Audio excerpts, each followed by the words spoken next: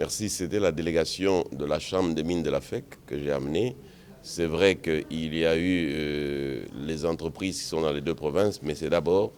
le secteur minier dans sa Chambre des mines. L'objet de la réunion, je crois, vous en avez déjà entendu parler, c'est la difficulté créée par le fait que le gouvernement, sans concertation, il faut le dire, avec le secteur privé, a supprimé la suspension de la perception de la TVA à l'importation sur le secteur minier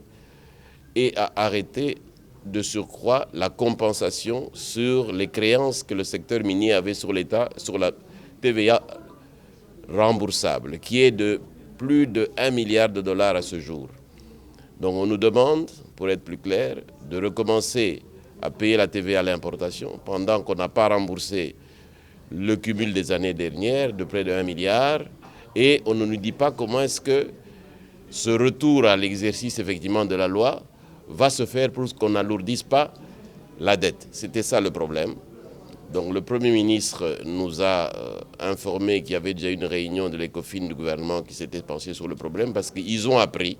qu'effectivement, dès l'annonce de la décision, il y avait un mécontentement au sein de la FEC, particulièrement auprès des miniers, et ils sont en train de réfléchir à des solutions, mais il est apparu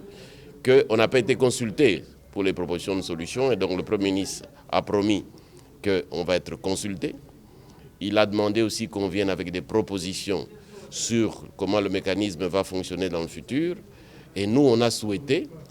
qu'on suspende de nouveau la perception de la TVA en attendant qu'on trouve un accord et qu'on nous dise clairement